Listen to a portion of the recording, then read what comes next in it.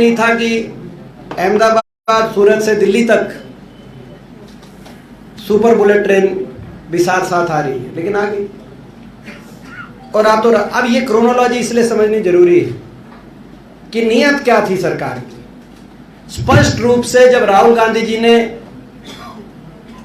इस देश की भाजपा सरकार के भ्रष्टाचार के मामले को सदन के और देश के सामने उजागर किया और उस भ्रष्टाचार पे जेपीसी के गठन के बाद जांच की मांग करी, तो उनकी आवाज को दबाने के लिए सरकार ने, हमारा ये कांग्रेस पार्टी का आरोप है सरकार, और ये कोई एक ही कोई वाक्य नहीं, कोई ये हमारे दल के नेता है राहुल जी, उनकी आवाज को सरकार ने निशाने पे लिया है। लेकिन आज जो सरकार की कार्यशैली पिछले कुछ वर्षों में सामने आई है, देश में कोई भी विपक्ष की मुखर आवाज जो सरकार के भाजपा के भ्रष्टाचार को उजागर करने के लिए उठती है, सरकारी तंत्र हमलावर हो जाता है। जांच एजेंसियां, आज जांच एजेंसियों की कार्यशैली में प्रश्न चिन्ह है कि वो कितनी स्वतंत्रता से और कितनी सरकार के दबाव में वो कार्य करती हैं, लेकिन सरकारी तंत्र हमलावर हो जाता है। उन आवाजों को निशाने पे लिया जाता है, उन आवाजों को दबाने के सरकार द्वारा सारे प्रयास किए जाते हैं। चाहे वो जांच एजेंसियों के दुरुपयोग की बात हो, सरकार उनका दुरुपयोग करने से परहेज नहीं, चाहे वो संवैधानिक संस्थाओं को प्रभावित करने की बात हो, हर रूप से विपक्ष की कोई भी मुखर आवाज जो सरकार के विरोध में और सरकार के व्यापक भ्रष्टाचार के खिलाफ उठती है, उस आवाज को ये सरकार निशाने पे लेती है। और जिसमें अगर देश में बेबाकी से, ईमानदारी से और सच्चाई से पूरे मामले को देश के सामने रखने के लिए अगर एक आवाज उठाई तो वो राहुल गांधी जी ने उठाई और ज्वाइंट पार्लियामेंट्री कमेटी की मांग करी, और उसके बाद संपूर्ण विपक्ष एकजुट हो गया इस मांग को लेकर।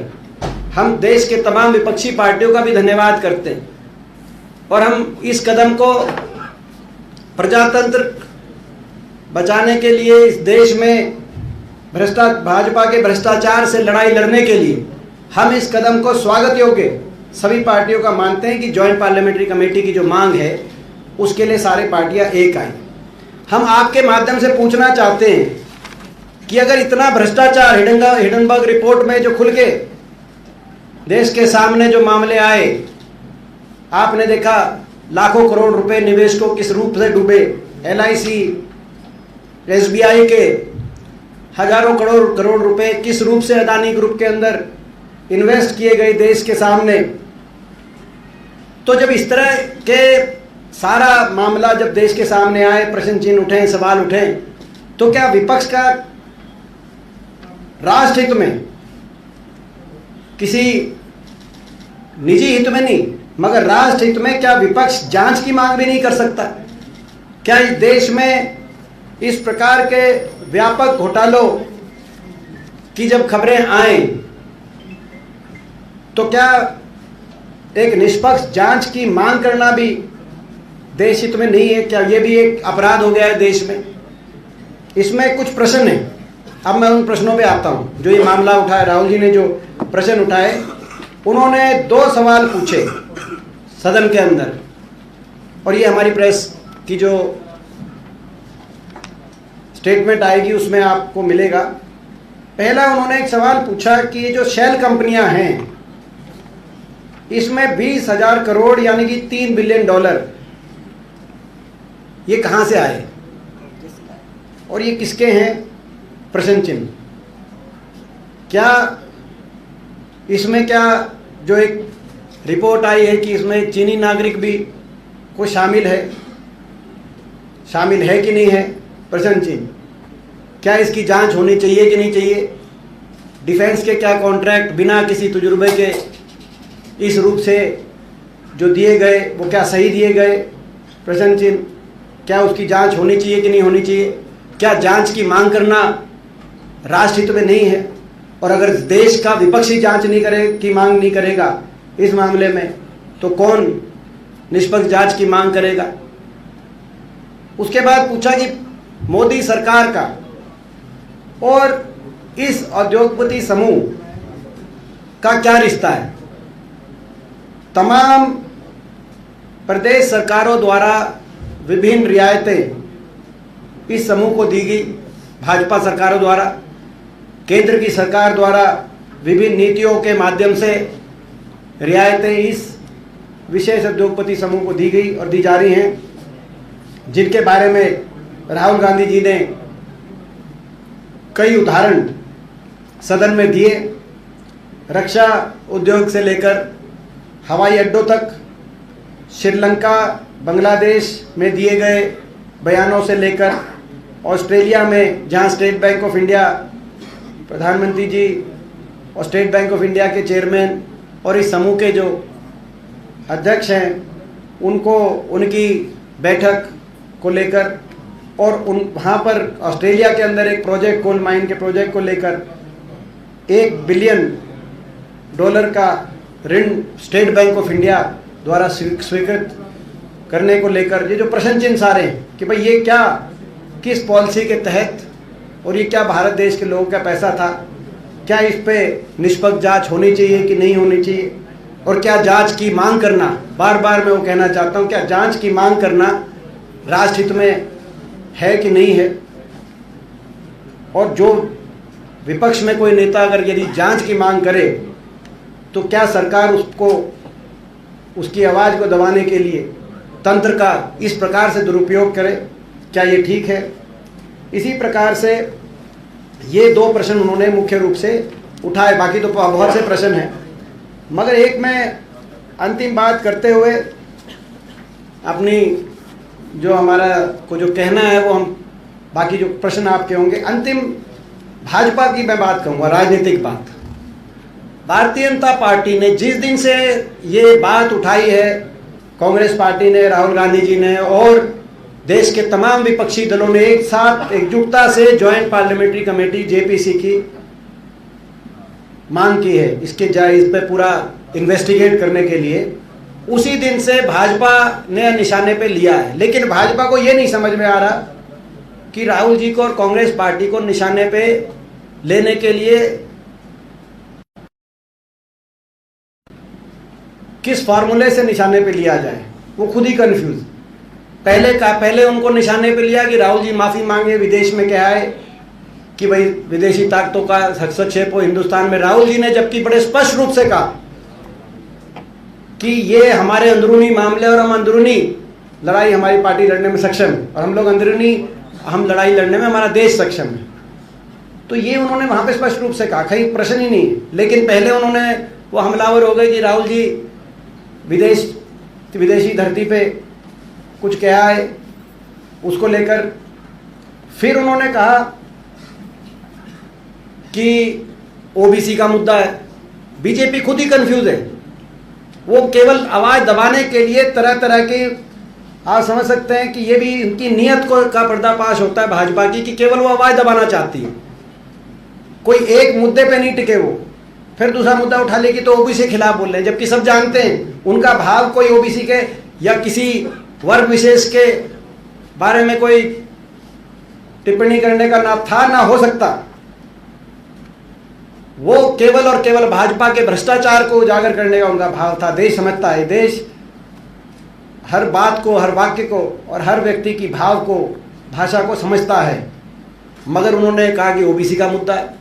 फिर डिस्क्वालीफाई की बात आ गई कि उनको डिस्क्वालीफाई कर दिया गया कि भाई कानून।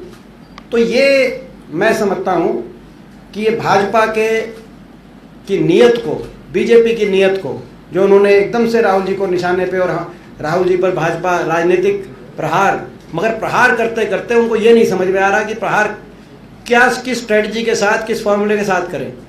तो उनकी नीयत दोबारा से स्पष्ट रूप से सामने आती है, नीयत केवल आवाज़ दबाने के लिए। और मैं अंतिम वाक्य कहते हुए अपनी बात समाप्त यही कह के कहूँगा कि देश के विपक्ष की और कांग्रेस पार्टी की और ख़ास तौर पर राहुल गांधी जी की आवाज़ ना दबी और ना दबाई जा सकती, क्योंकि ये सत्य की आवाज़ है। अगर राष्ट्रहित की कोई बात आएगी तो कांग्रेस पार्टी राहुल गांधी जी के नेतृत्व में हम लोग ये बात उठाएंगे। राष्ट्रहित के मामलों पे देश में भ्रष्टाचार के मामलों में राहुल गांधी जी और कांग्रेस पार्टी समझौता ना कभी किया, ना कभी करेंगे। ये बात कहते हुए हमारी अपनी जो बात थी, बाकी आपके कोई प्रश्न हो तो आपका स्वागत है, आप प्रश्न कर सकते हैं। सर मैं पूछना चाहता हूँ, ये कांग्रेस बीजेपी ने ये अलग अलग स्ट्रैटेजी बना रहे, कांग्रेस पार्टी को उलझा के रखा हुआ है। बेसिकली कांग्रेस पार्टी का एनर्जी पूरा गांधी फैमिली को, राहुल गांधी को डिफेंड करने में लगा हुआ है। अभी पहले तो इन्वेस्टिगेशन हो गया था, मतलब ईडी और इनकम टैक्स का इन्वेस्टिगेशन दूसरे मामले में हो गया, सब लोग उसमें लगा हुआ था, अभी इसमें लगा हुआ है। एक्चुअली जनता के इश्यू उठाने में आप लोगों को उन लोगों को उलझा के रखा हुआ, यही उनकी स्ट्रैटेजी है। हम वो हो सकता है कि उनकी स्ट्रेटजी ये हो, आपकी बात सही है कि भाई उनकी स्ट्रेटजी हो कि इनको उलझाएं, इनकी आवाज़ को दबाने का प्रयास करें, इनको डराएं, इनको उलझाएं। लेकिन ना तो हम उलझ रहे, ना हम डर रहे। हम सत्य के लिए, देश के राष्ट्र हित के लिए, देश में व्यापक जो भ्रष्टाचार हुआ उसके खिलाफ कांग्रेस पार्टी लड़ रही है, राहुल गांधी जी लड़ रहे हैं और लड़ते रहेंगे। जो आपने कहा कि भाई आपने ईडी का कहा, पहले ईडी का बुलाया, ईडी के बाद राहुल गांधी जी घर तो नहीं बैठे, उसके बाद तो उन्होंने 4000 किलोमीटर लगभग की पदयात्रा कर दी देश में। तो हम भाजपा को इसीलिए बताना चाहते हैं कि भाजपा लाख कोशिश कर ले मगर हमारी आवाज़ को नहीं दबा सकती, ना कांग्रेस पार्टी को उलझा सकती।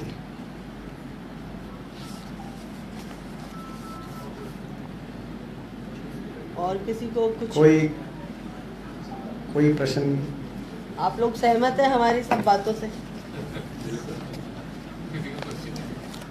Any question? 2023 के अंदर लोकसभा चुनाव भी है, विधानसभा चुनाव भी है, जहां बीजेपी पूरी तैयारी कर रही है चुनाव को लेकर के। इस समय जो विपक्ष है लगातार मुद्दों को गरमाया हुआ है, तो कहीं बीजेपी कहीं ना कहीं देखा जाए इम्पैक्ट करने की कोशिश में नहीं है न्यूट्रलाइज। मैं तो इससे उलट कह रहा हूँ कि ये हमें उलझाने के चक्कर में खुद उलझ रहे हैं। प्रजातंत्र में परस्पर प्रतिद्वंद्विता हो, स्वीकार है हमें। प्रजातंत्र में परस्पर प्रतिस्पर्धा हो, लोगों के लिए कौन कितना काम करेगा, स्वागत है। लेकिन प्रजातंत्र में प्रतिशोध की भावना ना हो, क्योंकि प्रतिशोध की ये ज्वाला वो ज्वाला है, जो इसमें जला है वो स्वयं भस्म हो गया है। हमारे देश, हमारी सभ्यता का इतिहास ये बताता है। तो ये हमें उलझाने के चक्कर में कहीं खुद ना उलझ जाएं। प्रतिशोध की ज्वाला वो ज्वाला है जो इसमें जला है, स्वयं भस्म हो गया है। देश का इतिहास, सभ्यता का इतिहास हमारा ये बताता है। कांग्रेस के ऊपर हमेशा परिवारवाद का आरोप लगाया प्रधानमंत्री ने, और रिसेंटली जो प्रधानमंत्री ने भाजपा कार्यालय में संबोधन दिया उसमें कहा जितनी भी विपक्षी पार्टी हैं वो कहीं ना कहीं परिवारवाद, भतीजावाद से प्रेरित हैं, और उनके ऊपर जो आरोप लग रहे हैं उन आरोपों से बचने के लिए वो बीजेपी का विरोध कर रहे हैं। नहीं तो ये वही मैंने कहा कि ये तो पुरानी टेप है, ये तो कोई नई टेप तो है नहीं। मगर जो हमारी जो मांग है, जेपीसी की मांग, कथित तौर से भ्रष्टाचार पर फेयर इन्वेस्टिगेशन, मैं उदाहरण देना चाहता हूं। कांग्रेस यूपीए सरकार के समय 2G के मामले पे देश के विपक्ष ने आवाज उठाई, मगर पारदर्शिता के मापदंड कांग्रेस पार्टी के ऐसे रहे। ज्वाइंट पार्लियामेंट्री कमेटी का गठन किया गया कांग्रेस यूपीए सरकार द्वारा। मैं स्वयं उस ज्वाइंट पार्लियामेंट्री कमेटी का सदस्य था, उस समय लोकसभा का सदस्य था, और पूरी जांच हुई। उस ज्वाइंट पार्लियामेंट्री कमेटी में हर पार्टी के सांसद थे और निष्पक्षता से जांच हुई। पूरी रिपोर्ट देश के सामने लाई गई। मगर यहां तो जांच की मांग, जो जांच की मांग करे उस पर क्या कार्रवाई की जा रही है वो देश के सामने है। सर, ये मुद्दा क्या है? प्राइस राइज है, अनएम्प्लॉयमेंट है, वो मुद्दे से सब यहाँ हट रहे हैं। नहीं, मुद्दे हमारे प्राइस राइज भी है मुख्य मुद्दा, क्योंकि प्राइस राइज महत्वपूर्ण मुद्दा है। 400 रुपये सिलेंडर था, तब बीजेपी की ऐड थी, बहुत हुई महंगाई की मार क्या बीजेपी सरकार। अब ऐड हरियाणा में देख रहा था, चल रही सुबह ऐड चल रही थी कि महंगाई बेरोजगारी हुई कम क्योंकि बीजेपी में है दम, सिलेंडर शायद 400 सस्ता हो गया होगा। तो खैर वो देश के लोग, तो महंगाई हमारा मुद्दा है, बेरोजगारी हमारा मुद्दा है और भ्रष्टाचार भी हमारा मुद्दा है। देश में भ्रष्टाचार भी सहन नहीं करेंगे, देश में बेरोजगारी और महंगाई से भी लड़ाई लड़ेंगे। ये इनमें से कोई भी मुद्दा गौण नहीं है। हाँ, मुद्दों से डाइवर्ट करने का अगर कोई कोशिश कर रहा है तो वो भारतीय जनता पार्टी कर रही है, प्रधानमंत्री जी कर रहे हैं, भाजपा के सारे मंत्री कर रहे हैं, वो मुद्दों से डाइवर्ट करने का प्रयास कर रहे हैं। लेकिन देश के लोग आज देख रहे हैं, आज देश में हर जगह चर्चा है इस बात की। जो कार्रवाई की गई उसकी भी चर्चा है, आज देश के लोग मानते हैं गलत कार्रवाई की गई। और जो भ्रष्टाचार के मामले सामने आए, एक बड़े उद्योगपति समूह के हवाले देश की संपत्तियां की जा रही, उस बात को भी देश के लोग गलत मानते हैं। और हमारी सत्य के लिए हमारी लड़ाई है, न्याय के लिए हमारी लड़ाई, राष्ट्रहित में लड़ाई। एक लास्ट क्वेश्चन, बीच में कोई पूछ रहा था, आप बाद में आप हमने इधर आपने से कुछ किसी किया ने ना। पूछा था बीच कांग्रेस में। की एकजुटता की बात आप करते हैं कि कांग्रेस एकजुट होए, और अभी जो हालात है उसमें कांग्रेस को एकजुट होना भी जरूरी है। लेकिन इंदिरा गांधी के समय जब उनकी खत्म की गई थी सदस्यता, तो लोग सड़कों पर थे, 30 से 40,000 के आसपास के लोग सड़कों पर थे। लेकिन यहाँ पर राजस्थान की बात की जाए तो 400 से 500 लोग भी इकट्ठे नहीं हो पा रहे। ऐसा देखिए, हमारा ये आपकी जानकारी ठीक नहीं है, आप पता नहीं कहाँ चले गए। राजस्थान में आप आज ही भरतपुर और अजमेर की मीटिंग देखें, कितने लोग एकजुट हुए। और हर रोज आप भरतपुर अजमेर की देखें, आप राजस्थान में हर रोज जो संभाग मीटिंग हो रही है आप देखें, और पूरे देश में देखें। हमारा ये एक, मैं एक और आपको जानकारी दे दूं, जो इस प्रेस कॉन्फ्रेंस में हमने हाथ से हाथ जोड़ो कार्यक्रम चलाया पूरे देश में, अति सफल कार्यक्रम रहा। हम गांव गांव जा रहे हैं, शहर शहर जा रहे हैं, और अब अप्रैल में हम कांग्रेस पार्टी एक जय भारत सत्याग्रह के रूप में, क्योंकि सत्य की लड़ाई हम लड़ रहे हैं, हमने कार्यक्रम अपना जय भारत सत्याग्रह, जिसमें हर ब्लॉक स्तर पे हमारी पब्लिक मीटिंग्स की जाएंगी, जनसभा, प्रेस कॉन्फ्रेंसेस की जाएंगी। आज जो हमने प्रेस कॉन्फ्रेंस करी, इसके बाद जिला स्तर पे पीसीसी द्वारा जिम्मेदारियां लगाई जाएंगी। हमारे सारे मंत्रीगण और वरिष्ठ नेतागण सारे डिस्ट्रिक्ट हेडक्वार्टर पे प्रेस कॉन्फ्रेंसेस करेंगे, और उसके बाद जिले स्तर पर और एक प्रदेश स्तर पर बड़ी जनसभा। तो हमारा पूरा अप्रैल का भी कार्यक्रम संगठन के, आपने कही ना कि कांग्रेस पार्टी, तो संगठन के हमारे कार्यक्रम पूरे देश में, केवल राजस्थान की मैंने आपको जानकारी दी, पूरे देश में इस रूप से हमारे ग्रास रूट पे कार्यक्रम हाथ से हाथ जोड़ो हमारा अति सफल रहा पूरे देश में, हर प्रदेश में। और अब जय भारत सत्याग्रह हर प्रदेश में कार्यक्रम। कल मैं हरियाणा में था, जय भारत सत्याग्रह के कार्यक्रम के अंदर 20,000 लोग थे जेल में। क्या आपको लगता है कि राजस्थान में सचिन पायलट और अशोक गहलोत यही होना चाहिए? क्योंकि ज्यादातर कांग्रेस एकजुट है, राजस्थान में कांग्रेस एकजुट है पूर्णतः। गुटबाजी को चिंता करे तो बीजेपी चिंता करे। राजस्थान में बीजेपी चिंता करे कि बीजेपी के प्रदेश अध्यक्ष पदभार ग्रहण समारोह में आते हैं, तो क्यों लगभग बीजेपी के तमाम वरिष्ठ नेता एक भी कोई उसमें नहीं आता। भाजपा उनको इकट्ठा करने के लिए चिंता करे। हम प्रदेश के लोगों के लिए चिंता कर रहे हैं, हम राष्ट्रहित के मुद्दों की लड़ाई लड़ने के लिए चिंता कर रहे हैं, और कांग्रेस पार्टी एकजुट है। एकजुट है कांग्रेस पार्टी। मैं जवाब दे दिया आपका। सर, एक सवाल है, आपने कहा कि सच की आवाज दबाई जा रही है। अभी टाइम्स नाउ बंगाल के रिपोर्टर के साथ बंगाल में मारपीट की है, लवलुहान कर दिया, उसको कोई रिएक्शन देंगे? क्या है पूरा मामला आप अभी बता रहे हैं, तो एकदम से अभी आप तक पहुंची हो खबर, तो हम कहीं भी हिंसा के, हम ये अहिंसा का देश है, और हिंसा की कोई जगह हमारे देश के प्रजातंत्र में संवैधानिक रूप से नहीं है। बाकी आप जब विस्तृत जानकारी मिलेगी तभी विस्तृत कोई टिप्पणी की जाएगी। सर, राहुल गांधी जी जो आरोप लगा रहे हैं अडानी और इसके अलावा नीरव मोदी, ललित मोदी पर, तो ऐसे में ललित मोदी ने एक मीडिया के माध्यम से एक सवाल साझा किया है जो कि केस करने जा रहे हैं राहुल गांधी का। इसमें आप बताओ, आप ये बताओ, जब ये ललित मोदी जी देश से जो भाग रहे थे, देश की तमाम एजेंसियां इनके पीछे पड़ी थी, तो क्या सारी तमाम एजेंसियां भी गलत थी? तो चोर मचाए शोर। भाई ये थोड़ी, जब वो आरोपित व्यक्ति हैं, वो आरोपित व्यक्ति हैं, देश की तमाम एजेंसियां वो बाहर की बैठे हैं, देश में उन पर भ्रष्टाचार के मुकदमे हैं, आप उनकी सुनोगे कि जो व्यक्ति भ्रष्टाचार के मामले को लेकर जांच की मांग कर रहा, आप उसकी सुनोगे? देश की मीडिया को भी ये समझना चाहिए। ऐसे भ्रष्टाचारी व्यक्तियों को जो देश से करोड़ों का माल लेकर बाहर जाने का, जिन पे इतना गंभीर आरोप है और देश की जांच एजेंसियों ने उनको भगोड़े तक घोषित करने का की कार्रवाइयां कर रखी हैं, तो ऐसे लोगों को देश की मीडिया क्यों दिखा रही है? ये भी एक आज देश में मंथन का बीजेपी और भगोड़े मिले हुए हैं। बीजेपी है। विदेश में मामला दर्ज करा रहे हैं, इंडिया में नहीं करवा रहे हैं।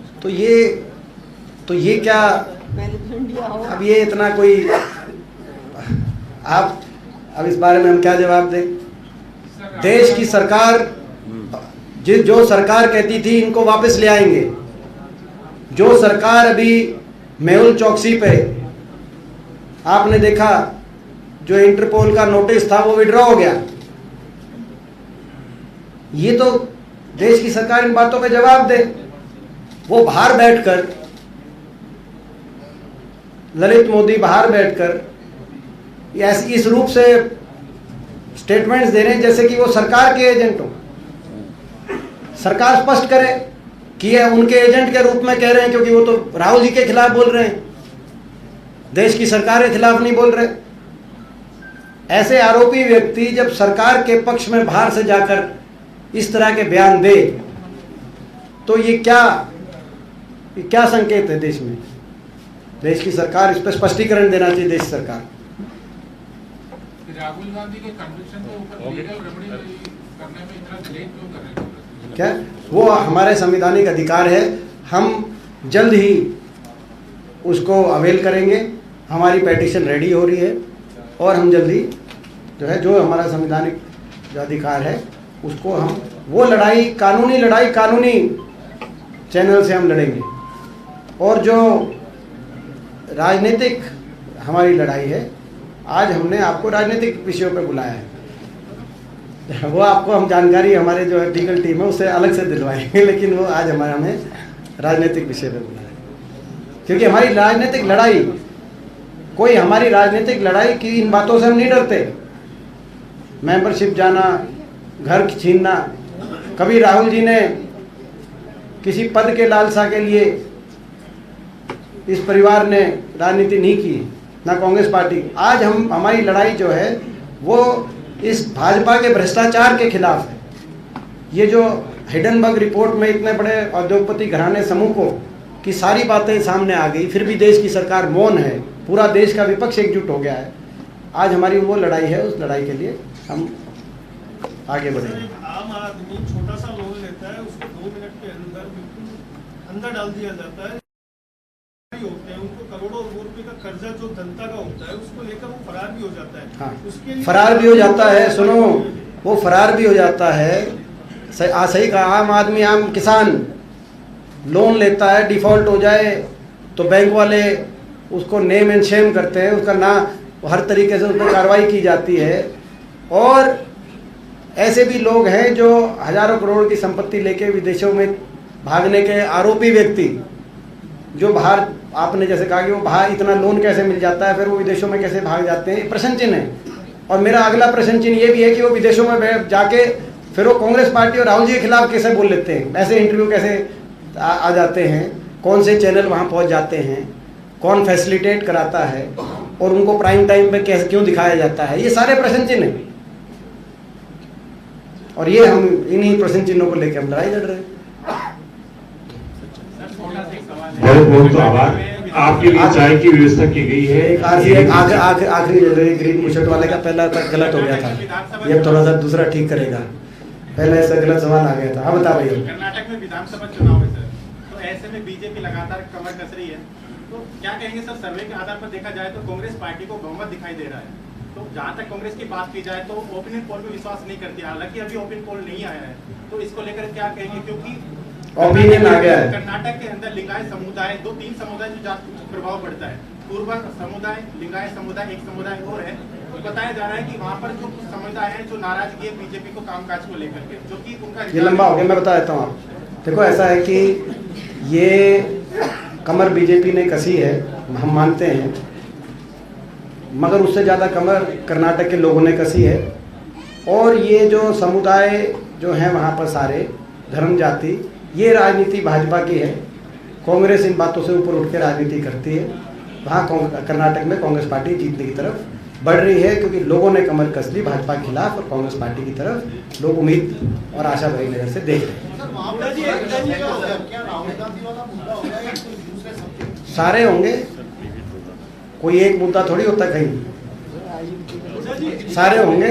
जैसे आप सारे चैनल हो, हम एक को थोड़ी देंगे, तो ऐसे मुद्दे सारे होंगे। ये भी एक मुद्दा है, मैंने कहा कि लोगों में चर्चा है मुद्दे की, ये भी एक अति महत्वपूर्ण देश के प्रजातंत्र के लिए मुद्दा है, ये भी महत्वपूर्ण मुद्दा रहेगा। और स्थानीय मुद्दे भी रहेंगे, वो भी बहुत महत्वपूर्ण। हाँ,